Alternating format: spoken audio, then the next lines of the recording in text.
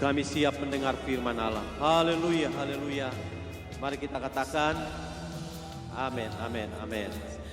Baik, saya ucapkan shalom dan selamat pagi buat semua saudara-saudara yang pada kesempatan ini kita semua boleh ada bersama dalam sebuah ibadah yang ya desainnya masih biasa-biasa. Karena memang situasi masih belum memungkinkan kita untuk dengan bebas beribadah. Tetapi kita seberapa yang ada hari ini, kita akan belajar bersama. Hari ini saya ingin bicara dengan satu topik, jangan putus asa. Amin. Apa itu? Jangan putus asa. Nah, biasanya orang menerjemahkan kata putus asa ini berarti hilang harapan atau tidak mempunyai harapan lagi. Dan sesungguhnya kalau dua terjemahan ini kita artikan, sebenarnya ada penyebabnya dari orang yang putus asa. Ada yang mengatakan karena ternyata usahanya selalu gagal, kerja sana kerja sini semuanya tidak ada hasil. Ada juga orang yang disebut putus asa karena gagal dalam cintanya. Saya harap di sini ada orang-orang yang sukses cintanya.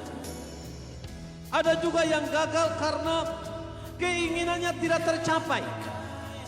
Bahkan ada yang gagal karena apa yang dikenal dengan tidak percaya diri.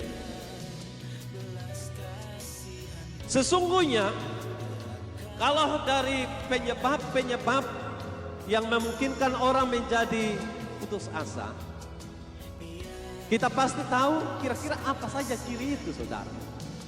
Dan saya coba pelajari, ada beberapa ciri, saudara. Nanti kita akan hubungkan dengan apa yang tercatat dalam firman Allah.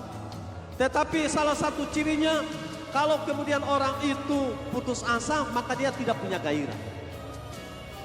Makanan enak sekalipun dianggap makanan enak. Tapi kalau orang yang punya semangat, walaupun cuma ikan dan nasi, tapi sama saja dengan ikan bakar, babi kecap, dan segala macam yang enak-enak. Karena punya semangat.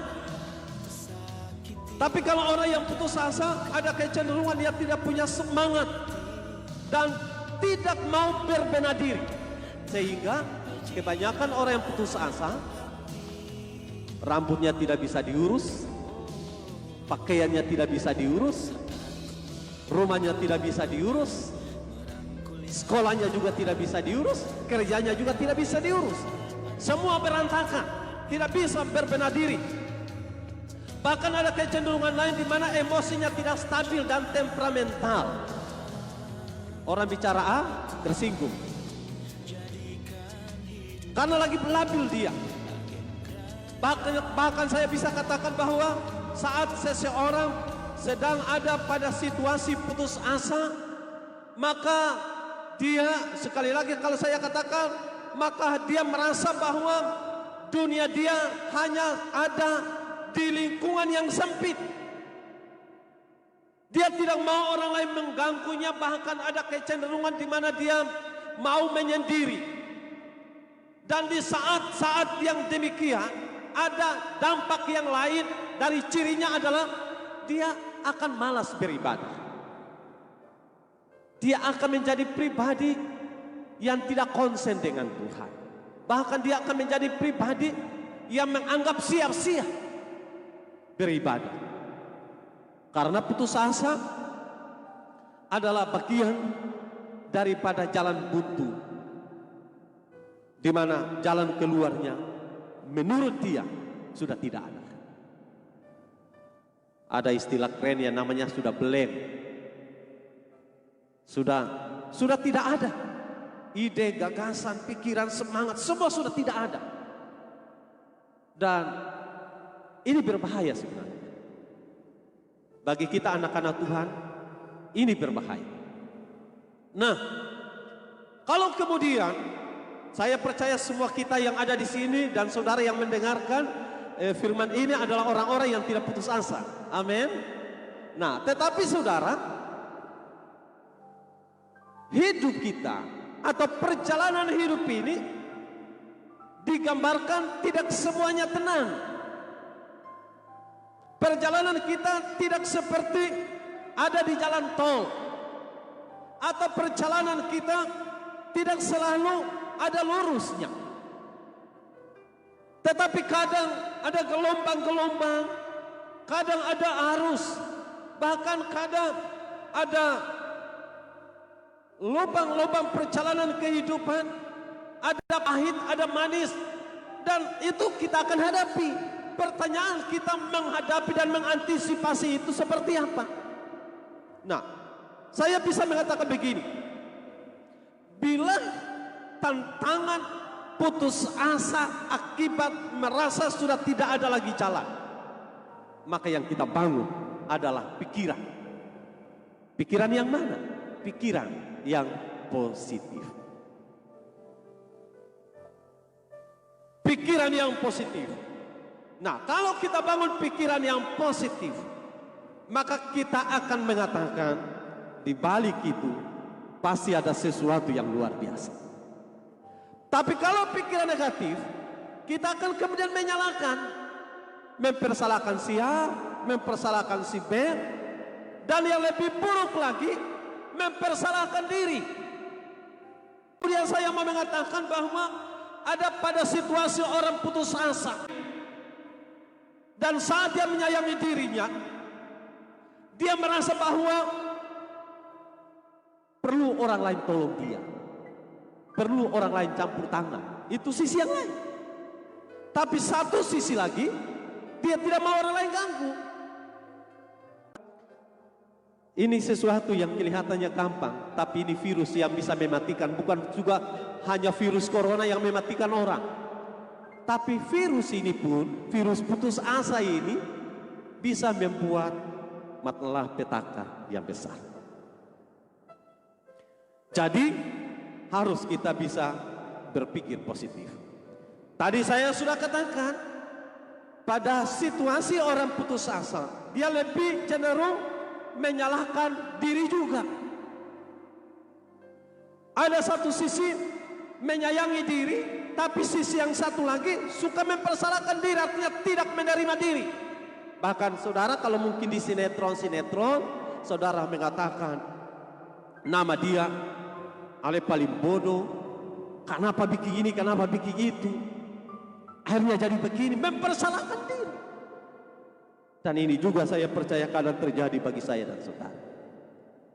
Saya mau katakan, jangan menyalahkan diri. Yang berikutnya adalah pikiran yang lain, bagaimana mengantisipasinya. Mari kita tetap berusaha, jangan putus asa. Amin. Jangan putus asa, tetap berusaha. Kalau gagal tetap berusaha, gagal tetap berusaha. Saya percaya ada hasil dari orang yang berusaha. Kemudian menerima semua keadaan itu dengan sabar. Karena kalau kita tidak sabar, kita mau cepat hasilnya. Sabar. Ada orang yang mengatakan sabar itu subur, sabar itu sehat. Dalam Mazmur 69 ayat yang celah itu telah mematahkan hatiku dan aku putus asa. Aku menantikan belas kasihan, tetapi sia-sia. Menantikan penghibur-penghibur, tetapi tidak kudapati. Nah, pemazmur dia, saya percaya punya banyak juga hal, pengkhianatan, musuh-musuh yang kecenderungannya untuk mencelakakan, ada yang mengkhianatinya. Perasaannya saya percaya ini menjadi satu perasaan dari curahan, yang kemudian curahan hati ini dituliskan. Seakan-akan kalau kita coba mengatakan bahwa dari ayat ini dia menantikan belas kasihan, sia-sia. Menantikan penghibur, dia tidak dapat.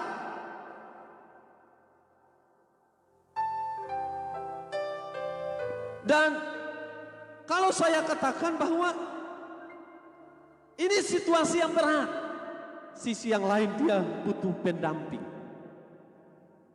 Sisi yang lain juga dia inginkan hidupnya bisa jalani dengan baik sebagai seorang raja.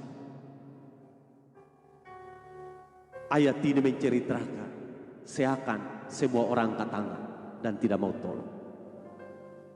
Karena semua dianggap sia-sia. Tapi Amsal mengatakan begini. Dalam Amsal 24 ayat 10 dikatakan begini. Jika engkau tawar hati pada masa kesesakan, kecillah kekuatan. Saat apa yang kita alami dan membuat kita putus asa,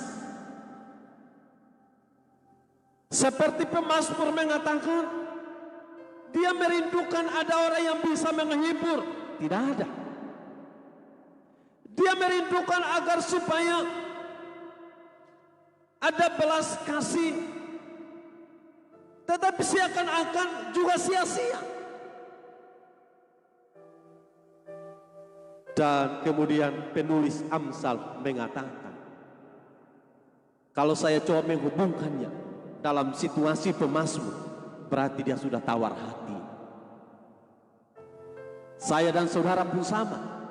Saat kita lari ke kiri, saat kita lari ke kanan, kita berdua, semua seakan ada hasil. Ya sudah tawar hati. Karena sia-sia semua. Sudah. Tidak mau lagi berusaha, tidak mau lagi bekerja. Semua sudah sia-sia dan sing lain.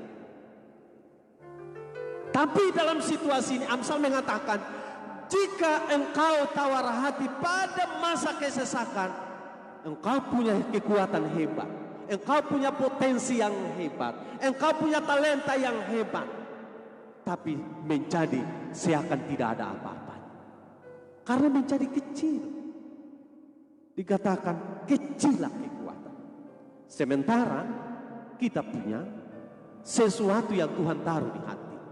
Kita punya sesuatu yang luar biasa yang Tuhan taruh. Tapi membuat semuanya seakan tidak ada artinya. Dan Alkitab menjelaskan ini sangat-sangat luar biasa. Jadi artinya, jangan putus asa. Dalam 2 Tawarik pasal 15 ayat 7, ini tentang kepemimpinan Raja Asa. Dari pasal 5 ayat yang ke-7, tetapi kamu ini kuatkanlah hatimu, jangan lemah semangatmu, karena ada upah bagi usahamu. Perhatikan kata, ada upah bagi usahamu. Waktu Asa memimpin Yehuda, rupanya mereka sudah banyak tinggalkan Tuhan. Dan penyembahan-penyembahan berhala dibangun. Artinya seakan-akan sudah mereka terputus hubungan dengan Tuhan. Saat dimana Asa memimpin Yehuda, dia mengembalikan lagi supaya semua orang bisa takut kepada Tuhan. Dalam keadaan itu, seorang nabi datang yang namanya Asyariah bin Oded datang kepada Asa. Nabi ini dihinggapi roh Allah. Apa yang tadi saya katakan, dia datang kepada raja ini. Kuatkanlah hatimu, jangan lemah semangatmu, karena ada upah bagi usahamu. Saya berulang kali baca kalimat ini dari ayat yang ke-7. Penekanannya karena ada usaha, ada upah bagi usahamu. Dan benar, orang yang selalu berusaha ada hasilnya. Kalau orang yang cuma satu kali usaha, kecewa lalu kemudian tidak lagi berusaha, tidak akan ada hasil maksimal. Orang yang sukses bukan spontan. Orang yang sukses bukan sekali. Kita kenal Thomas Alva Edison. Bukan orang yang sekali. Kalau dalam historinya, riwayat hidupnya kalau tidak salah cuma 3 bulan dia ada di pendidikan dasar. Dia keluar. Dan kemudian dia belajar sendiri bersama dengan ibunya. Terus belajar. Dalam usia 9 tahun, dalam usia 10 tahun. Dalam usia selanjutnya, dikatakan bahwa dia tidak mau lagi membebani orang tuanya, dia berusaha jual koran. Agar supaya dia coba, karena orangnya yang walaupun masih dalam usia belia, tetapi orangnya mau ingin tahu. Tapi kemudian dia terus belajar. Tuntunan ibunya untuk dia terus belajar. Dan akhirnya bola lampu yang kita hari ini nikmati adalah hasil dari anak yang tidak menyelesaikan pendidikan. Katakanlah kalau dulu SR tidak menyelesaikan SR. Karena hanya dalam hitung bulan. Bayangkan hasilnya maksimal. Kenapa bukan sekali? Kegagalannya kalau salah berapa? 999 kali ya. Uji coba 1000 kali, satu berhasil, 999 kali gagal. Bukan sekali.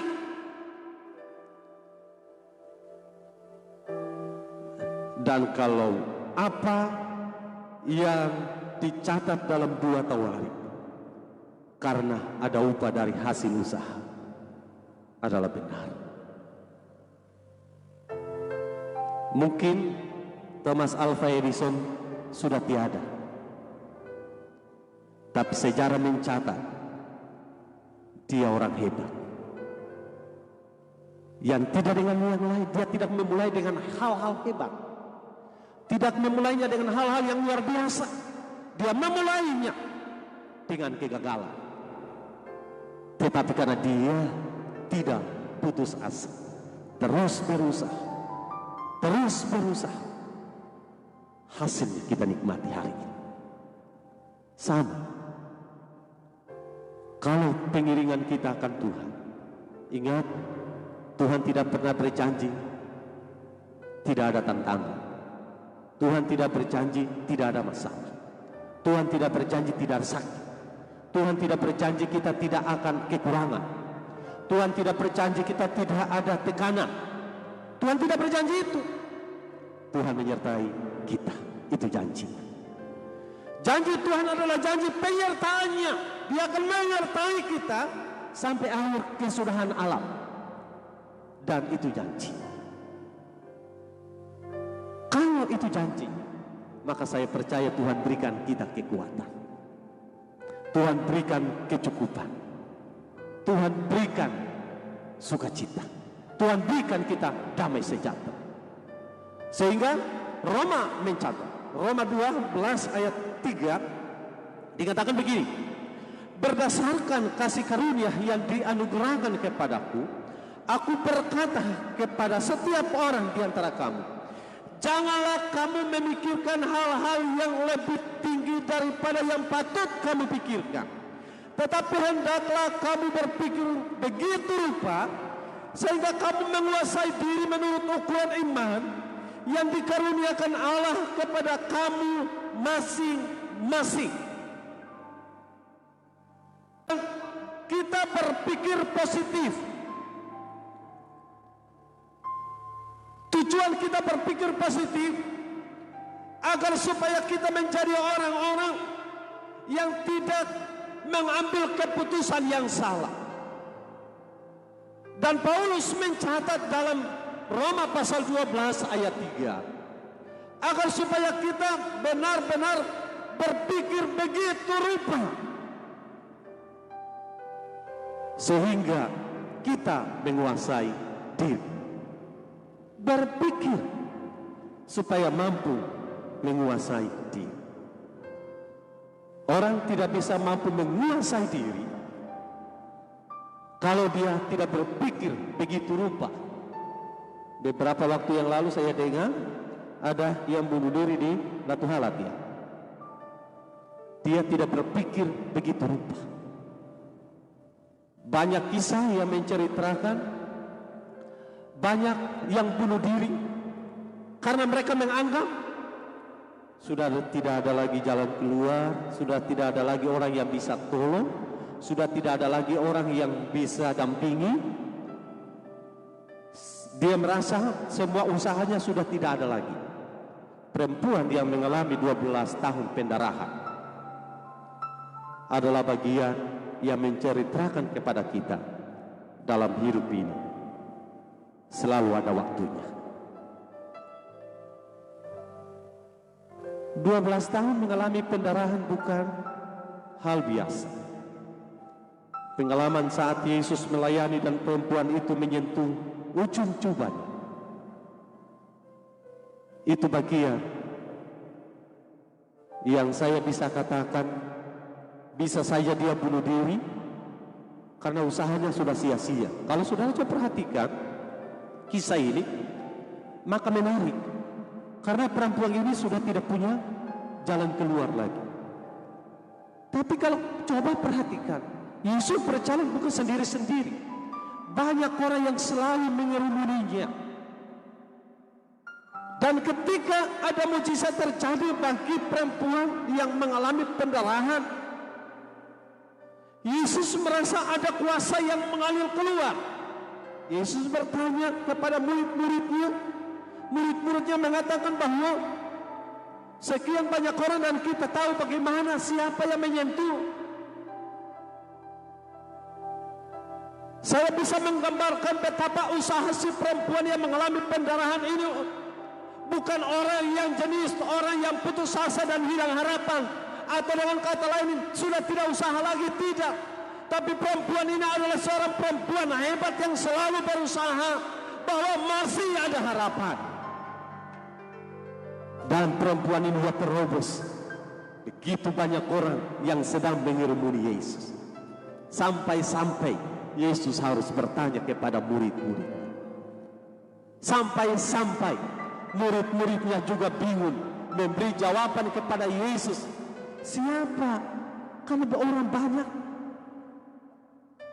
Tapi dari sisi perempuan ini, saya mau katakan, ini tipe orang yang tidak mau putus asa dan ada hasil.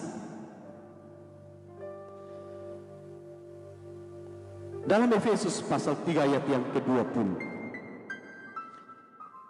bagi dialah yang dapat melakukan jauh lebih banyak daripada yang kita doakan dan atau pikirkan, seperti yang ternyata dari kuasa yang bekerja di dalam kita.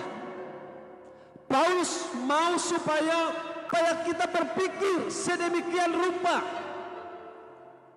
Kalau bahasanya, istilah kita jangan terlalu menghayal tinggi-tinggi. Istilahnya begitu ya. Jadi jangan terlalu menghayal tinggi-tinggi.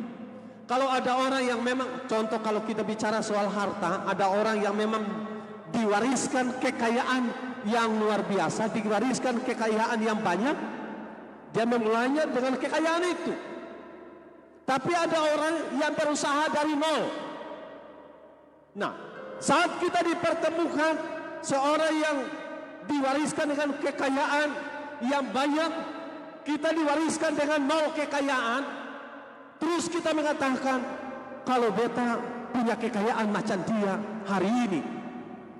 Lalu kemudian menghayal bagaimana cara tanpa usaha dan tanpa kerja, tapi hanya menghayal. Paulus mengatakan kita berpikir sedemikian rupa. Gambaran lain saya katakan, jangan kita menghayal tinggi-tinggi supaya saya punya kekayaan seperti Siha. Ya. Mari kita berpikir untuk bisa berusaha dan bekerja dengan semampu kita, sesuai dengan ukuran iman. Tujuannya supaya kita menjadi orang yang bisa bekerja dengan maksimal. Saya bisa gambarkan kelebihan, kekuatan, kemampuan kita itu nol. Tapi saat kita libatkan Tuhan pertama, maka hasilnya akan beda. Amin. Saat kita tempatkan nilai usaha kita itu nol, artinya tidak akan ada arti. Tapi waktu kita sandingkan dengan Tuhan nomor satu, maka kalau kita bermain angka 0 dan 1 dilempatkan, maka nilainya menjadi 10. Kalau cuma 0, tidak ada arti. Tapi ketika disanding dengan 1, maka menjadi nilai bukan 0 lagi, tapi menjadi 10. Artinya hasilnya beda. Waktu kita merasa kita ini tidak punya apa-apa, waktu kita merasa kita ini bukan siapa-siapa, dan hanya Tuhan yang membuat saya berarti, kita tempatkan Tuhan, kita prioritaskan Tuhan, maka nilainya akan menjadi beda. Tapi akan menjadi beda lagi kalau kita mengatakan kita ini hebat, Tuhan bukan siapa-siapa, maka nilainya cuma 1. Kalau 0 dan 1, nilainya cuma 1, tidak ada arti. Tapi waktu kita katakan Tuhan nomor 1, saya bukan siapa-siapa, tempatkan 0 menjadi 10. Jadi kesimpulan yang ingin saya katakan, jangan putus asa. Rasa itu mungkin ada, rasa putus asa itu ada di setiap kita semua karena berdasarkan pengalaman-pengalaman kita. Tapi jangan kemudian rasa itu mengalahkanmu. Rasa putus asa jangan kemudian menguasaimu. Bangkit dan taklukkanlah rasa putus asa itu, sebab Tuhan bersama saya dan saudara. Jangan kemudian saudara memiliki harapan yang kecil, atau jangan kecilkan harapanmu, karena ada Tuhan dan usaha saudara akan menjadi berarti ketika menempatkan Tuhan di atas segalanya. Sehingga saya menutup kalimat ini dengan mengatakan begini: Tuhan di atas segalanya. Kita berharap Tuhan menolong.